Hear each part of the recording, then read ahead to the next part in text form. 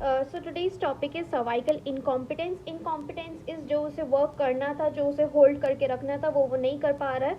तो सर्विक्स में इनकॉम्पिटेंस हो रही है. अब सर्विक्स में क्या है, यहाँ पर आपका पूरा एम्ब्रियो है, फीटस है, और सर्विक्स का काम है कि उसे वहाँ पर ही होल्ड करके रखना. मतलब ये आपका इंटरनल ओर्स बंद रहता है ड्यूरिंग द प्रेगनेंसी, और वैसे भी नॉर्मली भी.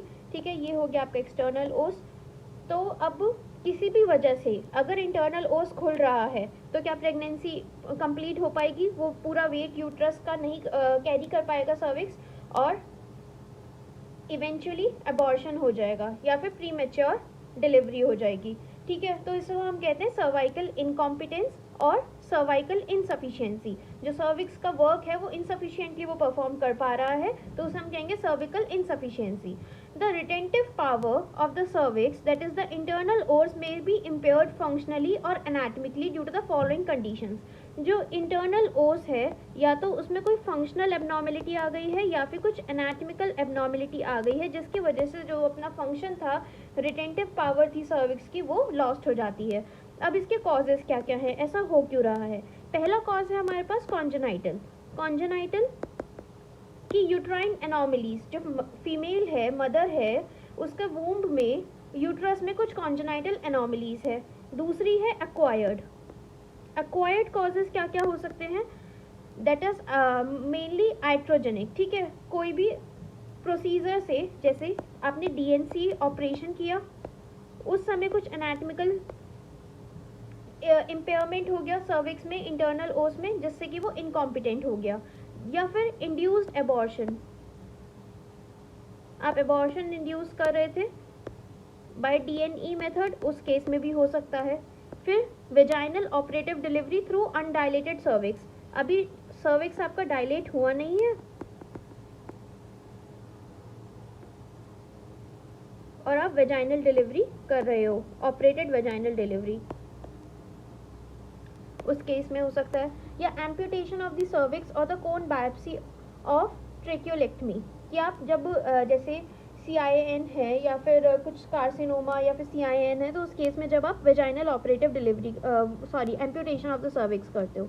अदर कॉजेज क्या हो सकते हैं? मल्टीपल जेस्टेशंस. मल्टीपल जेस्टेशंस के बाद में हो सकता है कि आपका सर्विक्स इनकॉम्पिटेंट हो जाए. और कॉज है प्रायर प्रीटर्म बर्थ. तो प्रायर प्रीटर्म बर्थ का भी मेन कॉज यही रहता है कि आपका जो सर्विक्स है वो इनकॉम्पिटेंट है. मतलब cervical incompetence is considered as a biological continuum of the spontaneous preterm birth syndrome. Now how will you diagnose cervical incompetence? अब डायग्नोसिस आप कैसे करोगे? फॉर डायग्नोसिस पहला आता है आपका हिस्ट्री. हिस्ट्री टेकिंग से आपको पता चलेगा that repeated mid-trimester painless cervical dilatation and the escape of the liquor amni, which is followed by painless expulsion of the products of conception, are very much suggestive. तो history में क्या हो रहा है कि पेशेंट हिस्ट्री देती है कि मेरा एबॉर्शंस होते हैं बार बार mid trimester, mainly second trimester में. मिड ट्राइमेस्टर एबॉर्शन है जिसमें एस्केप ऑफ, पहले सर्वाइकल डायलेटेशन होता है, वो पेनलेस होता है, उसमें कुछ पेन नहीं होगा पेशेंट को. लिकर एमनाई, एस्केप, बाहर निकलेगा, मतलब एमनियोटिक फ्लूइड, और फिर बाद में expulsion of the products of conception. ये हिस्ट्री देगी वो. अब इंटरनल एग्जामिनेशन, जब आप इंटर कंसेप्शनल पीरियड में आप इंटरनल एग्जामिनेशन करोगे, तो इंटरनल एग्जामिनेशन में आपको क्या मिलेगा कि bimanual examination reveals presence of unilateral और बायलेटरल टीयर, कि जो आपका सर्विक्स है या तो उसका यूनिलेटरल या फिर बायलेटरल टीयर है, या फिर gaping of the cervix up to the internal os, कि आपको दिखेगा एग्जामिनेशन पे कि यहाँ पर पूरे में गैप है, वो कॉम्पिटेंट नहीं है. अब इन्वेस्टिगेशन आप कौन कौन सी परफॉर्म करोगे जिससे आपको ये बात कन्फर्म हो जाए?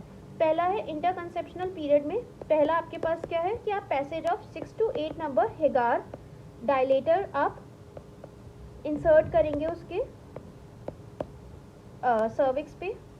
तो उसमें आपको मिलेगा ना बियॉन्ड, अब आप हेगार डायलेटर जब भी आप उसमें इंसर्ट करोगे ना बियॉन्ड द इंटरनल ओस विदाउट एनी रेजिस्टेंस, तो पैसेज हो जाएगा उसका इंटरनल ओस से और पेन नहीं होगा, ठीक है। और एब्सेंस ऑफ इंटरनल स्नैप, जब आप ऐसे रिमूव करोगे हेगार डायलेटर ओस से तो उसमें कोई भी स्नैप नहीं आएगी, मतलब एक डोर क्लोज करने पे जैसे आपको एक साउंड मिलती है, आपको कुछ नहीं मिलेगी ऐसे, ठीक है। Withdrawal specially in the pre menstrual period suggest incompetence, ठीक है। तो आपने क्या किया, एक हेगार डायलेटर लिया 6 to 8 नंबर का, आपने इंसर्ट किया, आपने देखा कि वो इंटरनल ओस तक जा रहा है विदाउट एनी रेजिस्टेंस, और फिर आपने जब उसे रिमूव किया तो कोई स्नैप साउंड भी नहीं आई, तो मतलब कि ये डायलेटेड है, but this is rarely use now days. अब आप सेकंड, आपके पास अब क्या न्यू मेथड है कि आप प्री मेंस्ट्रुअल हिस्ट्रोसर्वाइकोग्राफी कर लेते हो।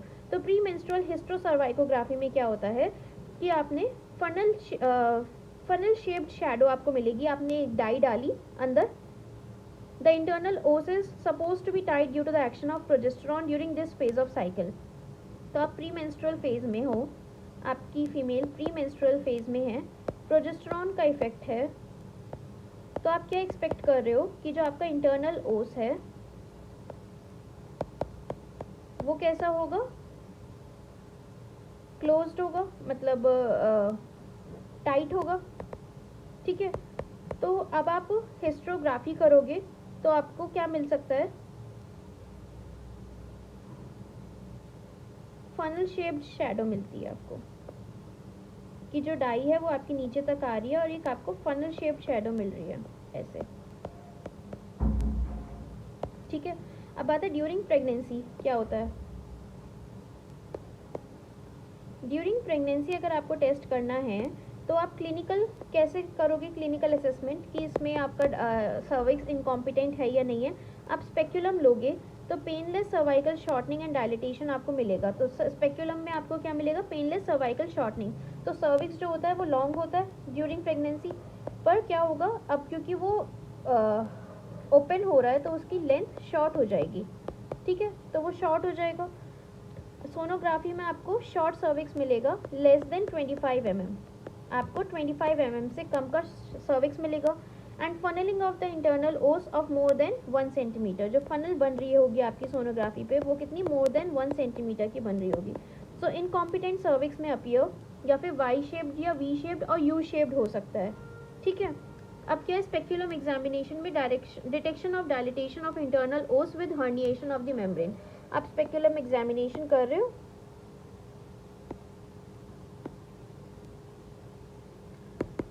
तो detection of dilatation of internal ओस,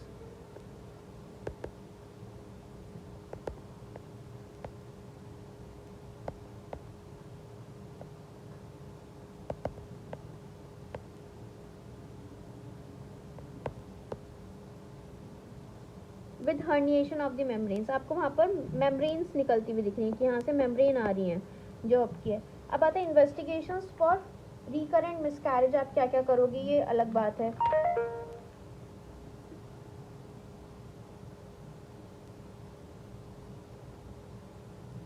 अब मैनेजमेंट पे आते हैं कि आपका, अब आपको पता चल गया कि इनकॉम्पिटेंट है तो आपके पास है पहला मैनेजमेंट,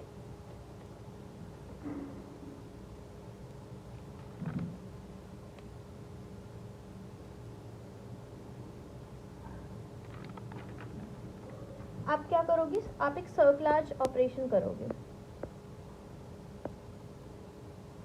सर्कलाज ऑपरेशन में क्या होता है, दो टाइप के हैं आपके पास, एक है आपका शिरोधकर और एक आपका मैकडॉनल्ड। मैकडॉनल्ड और शिरोधकर। सर्कलाज ऑपरेशन में क्या होता है कि इसका जो मेन प्रिंसिपल है वो ये है, the procedure reinforces the weak cervix by a non absorbable tape placed around the cervix at the level of the internal os. ये आपका इंटरनल ओस था, ठीक है। तो आपने यहाँ पर किया eight the level of the internal ओस, आपने एक यहाँ पर ऐसे टाई कर दिया। तो जो वीक सर्विक्स था उसको आपने रीइंफोर्स कर दिया। जैसे अब कहीं से कोई मतलब एक बैग फट रहा है, उसका अंदर का सामान बाहर आ रहा है, तो आप क्या करोगे, वहाँ पर एक लेके एक क्लिप टाई कर दोगे, जैसे उसी तरह से ये ऑपरेशन है, ठीक है। तो placed around the cervix at the level of internal ओस।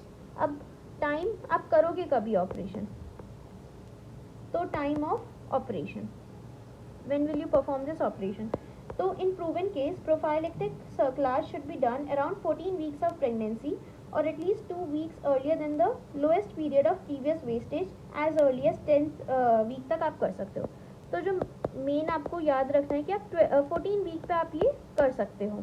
या फिर अगर पेशेंट हिस्ट्री दे रही है कि लास्ट टाइम मेरा 13th वीक पे मिसकैरेज हो गया था, तो आप उससे 2 हफ्ते पहले ही इसको डिसाइड कर लोगे कि मुझे करना है कि मैं 11th वीक पे ही अपना सर्कलाज ऑपरेशन कर दूंगी. ठीक है, तो 14 वीक पे और एज अर्ली एज अगर बिल्कुल ही वो है तो आप 10th वीक तक आप ये परफॉर्म कर सकते हैं. As early as 10th week, mostly 14 week पे कर देते हैं, पर अगर जैसे हिस्ट्री दे रही है कि 11th वीक पे मेरा लास्ट टाइम मिसकैरेज हो गया था, तो उससे 2 हफ्ते पहले, मतलब 13 वीक पे मिसकैरेज हो गया तो 2 हफ्ते पहले आप 11th वीक पे कर दोगे. तो इस तरह से. अब आता है emergency. सर्कलाज can be done when the cervix is dilated and there is bulging of the membrane. तो अब आप इमरजेंसी सर्कलाज भी करना होता है. आपके पास पेशेंट आई कि भाई ऑलरेडी वो थोड़ा डायलेट हो चुका है और साथ में बल्जिंग ऑफ द मेम्ब्रेन से, तब आप किसी चीज़ के लिए नहीं वेट करोगे, आपको इमरजेंसी सर्कलाज परफॉर्म करना पड़ेगा. ठीक है, अब आपको क्लिनिकल ऑब्जर्वेशन आपको किस में देखनी पड़ेगी. क्लिनिकल ऑब्जर्वेशन आपको दिख तो रही है कि मेम्ब्रेन बाहर निकल रहे हैं, तो भाई वो तो आपको कर दोगे सर्कलाज. वरना आप यूएसडी पे अल्ट्रासाउंड में आप देखोगे कि शॉर्ट सर्वाइकल लेंथ हो जाएगा 25 mm से कम हो जाएगा, तो आप उस केस में कर दोगे. अब आता है पोस्ट ऑपरेटिव केयर. आपने कर तो दिया. पोस्ट ऑपरेटिव केयर में आपको क्या होगा कि बेड रेस्ट दोगे फॉर 2 to 3 days. ठीक है, अब वीकली इंजेक्शंस दोगे of 7 alpha hydroxy progesterone caproate 500 mg IM are given in women with history of prior preterm delivery. तो एक का बेड रेस्ट करोगे फॉर 2 or 3 days. फिर आप प्रोजेस्टेरॉन कैप्रोइड का इंजेक्शन दोगे 500 mg IM. और advice on discharge, what will you advice कि आप डिस्चार्ज के टाइम पे एक तो यूजुअल एंटीनेटल एडवाइस करोगे कि जो नॉर्मल हर फीमेल को करते हो. Second is to avoid intercourse.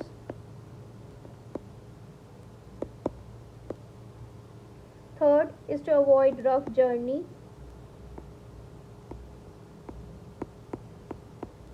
And to report if there is vaginal bleeding और एब्डोमिनल तुरंत केस आपको रिपोर्ट होना चाहिए कि अगर कुछ भी वेजाइनल ब्लीडिंग हो रही है उस पेशेंट में या फिर एब्डोमिनल पेन है. और periodic USG monitoring of the foetus and cervix, जो आप सब में करते ही हो. अब when will you remove the stitch? So it should be removed at 37th week और earlier if labour pain starts और फीचर्स ऑफ एबॉर्शन अपीयर. वैसे तो आप नॉर्मल प्रेगनेंसी चल रही है, आपने ऑलरेडी 14 वीक्स पे उसका सर्कलाज कर दिया था, 37th वीक पे आप उसे वो, बट अगर पहले ही आ गया है पेशेंट तो उस केस में आपको अगर लेबर पेन स्टार्ट हो गया या फिर फीचर्स ऑफ अबॉर्शन आ रहे हैं तो आपको पहले ही करना पड़ेगा. अगर नहीं किया तो क्या हो सकता है? तो यूट्राइन रप्चर या फिर सर्वाइकल टीयर में आकर, भाई नीचे प्रेशर, आप ऊपर प्रेशर बढ़े जा रहा है, कॉन्ट्रैक्शंस आ रहे हैं, आपने नीचे से टाइट कर रखा है, तो क्या होगा? सर्वाइकल टीयर हो सकता है, या तो वो इसे फाड़ के निकलेगा या फिर यहाँ फाड़ के निकलेगा, है ना. तो कहीं पर भी टीयर हो सकता है. So if the stitches cut prior to the onset of labor, it is preferable to cut it in the operation theatre as there is increased chance of cord prolapse, especially in cases with the floating head. कि cord prolapse के भी cases हो सकते हैं. तो आप क्या करोगे कि अगर just prior to the onset of labor अगर आप उसे वो कर रहे हो तो आप OT पे ही करेंगे. अब कॉन्ट्राइंडिकेशंस क्या हैं? आप कब कब सर्कलाज नहीं करेंगे. पहला है इंट्रायूट्राइन इन्फेक्शंस हैं ऑलरेडी, तो इंट्रायूट्राइन इन्फेक्शन है तो आप और बढ़ा दोगे. रप्चर्ड मेम्ब्रेन्स है, presence of vaginal bleeding or severe uterine irritability, cervical dilatation greater than 4 cm and fetal death or defect. तो इंट्रायूट्राइन इन्फेक्शंस में नहीं करोगे, रप्चर्ड मेम्ब्रेन्स में नहीं करोगे. आपको ऑलरेडी सर्कलाज के टाइम पे दिख रहा है कि रप्चर्ड मेम्ब्रेन्स हैं. वेजाइनल ब्लीडिंग प्रेजेंट है. सर्विक्स अगर डायलेट है मोर देन 4 सेंटीमीटर्स या फीटल डेथ या डिफेक्टिव फीटस है, तो इन सब केस में आप नहीं करोगे. Now what are the complications जो आप हो सकती है इसके समय पे? स्लिपिंग और कटिंग थ्रू द सूचर, कि स्लिप हो गया या कट हो गया. Cutting through suture, rupture of the membrane, सर्कलाज देते टाइम आपका रप्चर ऑफ द मेम्ब्रेन हो गया।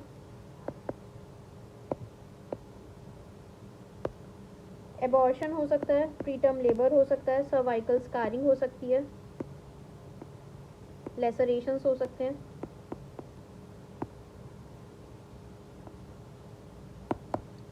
ये सब हो सकता है। तो यही था कि सर्वाइकल इनकॉम्पिटेंस क्या होता है। तो सर्वाइकल इनकॉम्पिटेंस यही है कि जो सर्विक्स का अपना काम था वो होल्ड करने का वो नहीं हो पा रहा है। कॉन्जेनाइटल कुछ एनॉमलीज है यूट्रस के अंदर, या फिर डीएनसी ऑपरेशन डीएनई के थ्रू आपने अबॉर्शन इंड्यूस किया, या फिर सर्विक्स अनडाइलेटेड होते टाइम आपने वेजाइनल डिलीवरी कर ली, मल्टीपल जेस्टेशंस अगर हो रखे हैं, या फिर प्रायर प्रीटर्म बर्थ है, प्रायर प्रीटर्म बर्थ की हिस्ट्री है। डायग्नोसिस क्या होता है, मेनली आप हिस्ट्री के थ्रू ही पता लगा लेते हो कि सेकंड ट्राइमेस्टर में, मेनली मिड ट्राइमेस्टर में सर्वाइकल डायलिटेशन होता है, उस पेशेंट को लिकर एमना है और expulsion of the products of conceptus. Internal examination आप करके कैसे पता लगाओगे कि आप 6 to 8 नंबर की हेगार डायलेटर लोगे, आप उसे इंसर्ट करोगे, इंसर्ट आराम से हो जाएगी विदाउट एनी रेजिस्टेंस, और जब आप उसे निकालोगे तो कोई स्नैप की साउंड भी नहीं आएगी। सेकेंड है कि प्री मेंस्ट्रुअल आप जब आप वो करोगे हिस्ट्रोग्राफी, तो आपको प्रोजेस्टेरॉन होता है तो वो उसे टाइट करके रखता है, पर आपको वहाँ पर ऐसे वाई शेप्ड आपको शैडो दिख जाएगी। और जो सर्विक्स होता है वो आपका बड़ा हो रहा होता है ड्यूरिंग प्रेगनेंसी, पर ड्यू टू डायलिटेशन वो शॉर्ट हो जाएगा। अगर लेस देन 25 mm वो हो रहा है तो इसका मतलब डायलिटेशन प्रेजेंट है। और स्पेक्यूलम एग्जामिनेशन में आप डायलिटेशन ऑफ इंटरनल ओस को आप देख सकते हो। फिर आता है मैनेजमेंट के लिए यू हैव सर्कलाज ऑपरेशन, जिसमें आपके पास दो प्रोसीजर्स है, शिरोध या फिर मैकडोनल्ड सूचर। आप मेनली मोस्ट कॉमनली आप मैकडोनल्ड सूचर करते हो। The time of operation is 14th week. Mainly आप करते हो जब आपको पता है कि पहले पेशेंट की हिस्ट्री है कि उसे बार बार मिसकैरेज होता है, मिड ट्राइमेस्टर मिसकैरेज है, तो आप पेशेंट को 14 वीक्स पे बुलाओगे और उसका मैकडोनल्ड सूचर लगा के आप सर्कलाज ऑपरेशन कर दोगे। पर अगर पेशेंट 11th वीक पे ही आ रही है सिम्टम्स लेके, तो आप उस केस में पहले भी कर सकते हो, जैसे 10th वीक तक भी आप कर सकते हो। इमरजेंसी में अगर आपको दिख रहा है 25 सेंटीमीटर से कम की लेंथ आपको दिख रही है तो आप इमरजेंसी सर्कलाज करोगे। पोस्ट ऑपरेटिवली आप 2 to 3 डेज़ का बेड रेस्ट दोगे, प्रोजेस्टेरॉन्स वगैरह दोगे। आप एडवाइस ये करोगे कि आप एंटीनेटल एडवाइस जो नॉर्मली आप करते हो, to avoid intercourse and to avoid rough journey, और कोई भी अगर ब्लीडिंग या एब्डोमिनल पेन हुए तो वो आके दिखाए। 37 वीक्स पे आप रिमूवल ऑफ द सूचर करोगे, नहीं करोगे तो या फिर सर्विकल टीयर होगा या फिर यूट्राइन टीयर हो सकता है। अब कब कब नहीं करोगे, कॉन्ट्रा इंडिकेशन है सर्कलाज ऑपरेशन के कि इंट्रा यूट्राइन इन्फेक्शन प्रेजेंट है, रप्चर्ड मेम्ब्रेन्स हैं, वेजाइनल ब्लीडिंग हो रही है, सर्विक्स डायलेटेड है मोर देन 4 सेंटीमीटर, और द फीटल डेथ और द डिफेक्ट। कॉम्प्लिकेशन क्या हो सकता है, स्लिप और cutting through the suture, there can be rupture of membrane, there can be abortion also, cervical scarring और लेसरेशन। तो आपको इन सब चीज़ों का तब ध्यान रखना पड़ेगा। Thank you.